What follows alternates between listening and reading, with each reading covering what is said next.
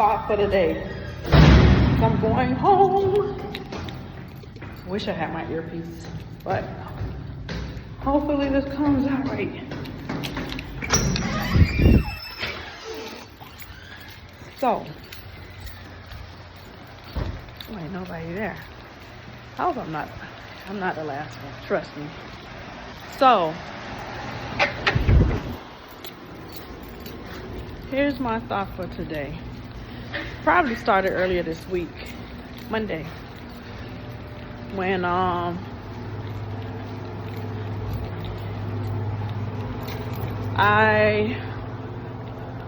went to not my typical hospital that I prefer to go to in this season. Let's just say that, because sometimes, you know, it changes up.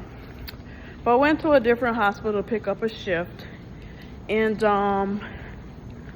typically I like to work on my normal floors, ICU. They did not send me to ICU. They sent me to what you call a step down unit, or that's like an intermediate unit, like an in-between floor. Like, you're not as critical as an ICU patient, but you're still not out of the neck of the woods. So whenever that happens, I'm not gonna lie to you, I throw an internal tantrum. I don't like to be floated. I don't like to be switched over to something I didn't sign up for. So I said, you know what, God, change my heart. I remember during the days of COVID, like, I seen all the great things you did, using me as your vessel, and not even necessarily directly me, but just seeing the great things you can do. And I said, I want to change my attitude back to being your vessel. Because at the end of the day, if he's sovereign over everything, there's a reason why he put me there. So I found peace with that. And what happened was, after lunch, I returned back to my patients, and then one of my patients' rooms, she was basically bed-bound patient. You could say basically almost brain dead. But she was stable enough to be on the intermediate floor. So I said, she motioned for me to come in the room. Little old lady, she was standing over the patient. And I was like, oh, hey, you know, he's like, oh, you're the nurse? And I was like, yeah. So I introduced myself and just had a great conversation with her. She was very kind, very loving. And she was like, you know, all the nurses love me here because, you know, when she poops, I don't mind cleaning it up. I'm not afraid of a little poop. I've been wiping her behind since she was little. The patient, like 50 years old, y'all. And she said, you know, all you gotta do is just give the meds. I turn her, I clean her, I do everything. And I was telling her, I was like, you know, I don't mind. It's not a problem for me. Usually when I come to the regular floors, the PCAs love me because I don't call them for things like that, especially when I got the time. And let me tell you, man, that lady just connected on so many levels. An 80-year-old, y'all. And just talking about all these different things. And she just was so grateful that I was there. Because she was like, oh my gosh, I heard about you ICU nurses. You guys are really, really good. I'm glad my daughter has you. And I just felt so blessed by that. Because it's nice. You know, you do what you got to do. You do it for the love of it. But a little thank you sprinkles like extra joy along the way.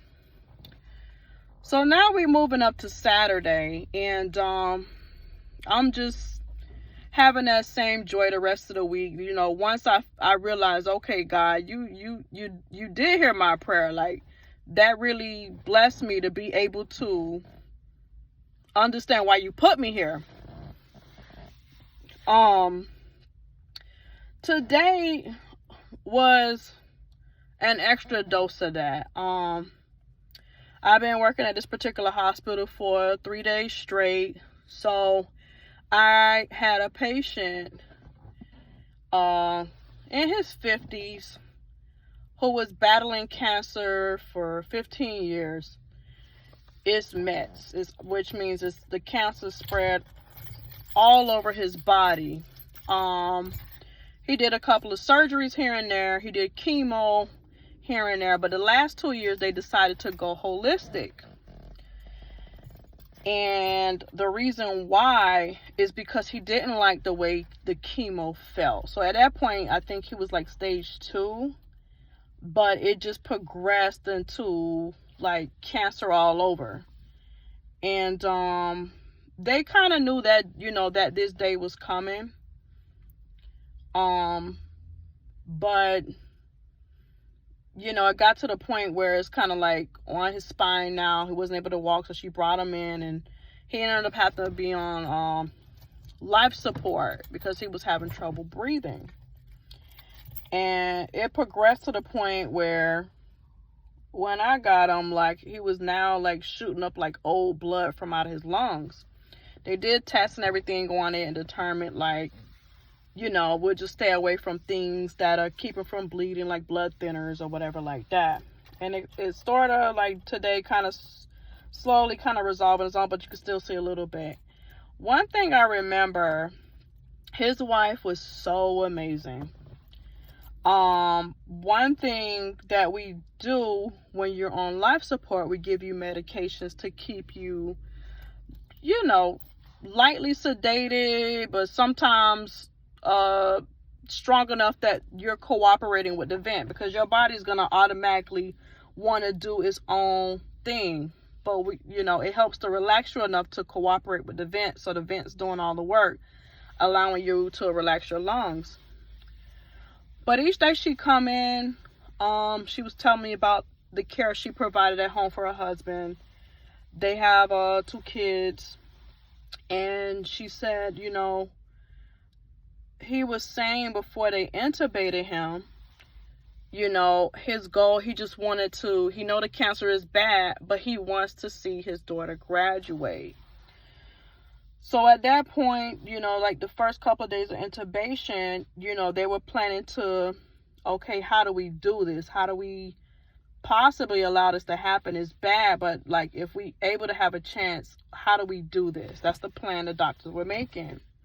So they spoke with her about moving forward with a tracheostomy. Usually they'll keep you on a vent for a couple of days, maybe even a week before they start speaking into that, because they knew his lungs were so bad, they already knew like he wouldn't come off of a vent. So at least with the tracheostomy, you're off of the medications that make you sleepy, you're more awake, and then you can try then from there to try to get him completely off the vent. Again, like his situation was very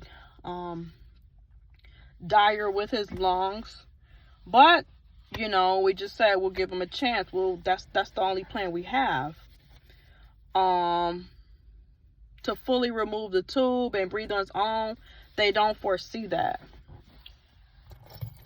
I remember day 1 when I had him.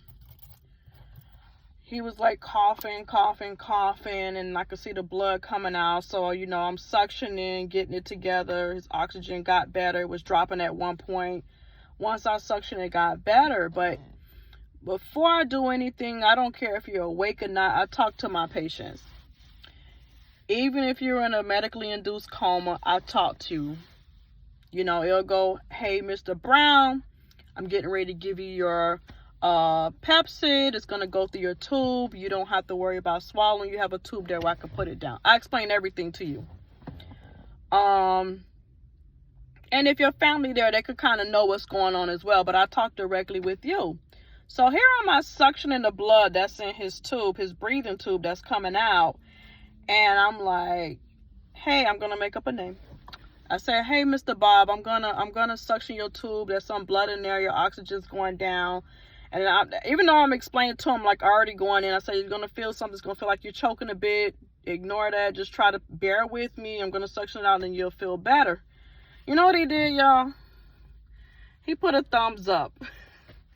And I just started laughing. I say, don't do thumbs up. This is an emergency. And he was like, So he put like 2 thumbs up, and then, you know, the wife and everybody in the room laughed, but he just was in good spirits, and it's just so amazing to see that. You know, he has a right to be, you know, downtrodden and sad or whatever, and worried and scared, but this family's been dealing with this cancer for years. So some may criticize and like, oh man, why you went holistic. I always say to each his own. They, you know, they study, they recognize the risk, but he wanted a better quality of life. You know, chemo has these nasty side effects to where it can be really debilitating. You're vomiting, you just overall don't feel well, you're out of breath, no energy, and he just wanted to enjoy his last few years giving it a try, a holistic way with his family. And today the doctor had to talk with her again, because they had to talk with her a couple of times, and she came to me and she said, Melissa, when my pastor came to pray with him yesterday, he said, just pray to ask God to take the decision out of your hands. I know they're asking for DNR, do not resuscitate. I know they're asking, like, telling you to put them in hospice. But ask God to take the decision out your hands. Now, I didn't know that this was the prayer that was made. I just know I came back in today and the nurse told me, oh, he has a fever. And I was like, I mean, we all knew, even the wife knew, this, you know, he may not make it out the hospital, but at least he could be steady, stable a bit for the kids to be able to see him. So, I was kind of disappointed to tell her. I said, I know I have to see her the day after, tell her, like, he's starting to have fevers. So she actually called, and the doctor was literally walking by, and I put it on speaker because she just happened to be there listening on. And I was like, you know, she was asking how his night was, and I say, well, I gotta tell you that we had to start him on antibiotics. We don't know where the source is from. They're running tests, but he's starting to have fevers. And so she sounded a little disappointed. But when she came in later, she kind of came in and kind of told me why she more so had a peace with it. Not in those exact words, but one of the prayers that was made. And I was like, wow. I said, that is a powerful prayer. Like, because it's hard. Even though you see where things are going, it's hard to make that decision of, hey, I'm gonna put him on hospice, I'm gonna pull the plug, I'm gonna do things like that. But overnight she got the answer that she needed. He just started deteriorating. And before she left, she gave me a big hug. I gave her a big hug, and she had tears in her eyes, and she said, Melissa, she said, you know, can you pray that he makes it to our anniversary? And I grabbed her hand. I said, let's go. And I grabbed her hand. I grabbed his hand, and we prayed. And their anniversary is in actually Tuesday, on Valentine's Day. So she's gonna bring the kids before that to come say their last goodbyes. And one thing about this situation, is really hard when you have like young adult, teenage kids, and like he's so young, like he's in his 50s. So that, you know, patients like that, it's really hard to see for everybody. Like, you know, you wish more could have been done, but the clear picture of everything is not good. But yeah, just thought for the day, like, don't be afraid to hug your patients. Don't be afraid to be in a moment with your patients' families. You know, they appreciate some support. And you know, remember, like, you never know where God may put you. You may be there for a reason. You may be there because you do have the knowledge of things seen and foreseen. So that's why I always tell people, don't do nursing for the money. Yeah, you could find good, rates here and there, but if you don't have a love for it, you shouldn't be here.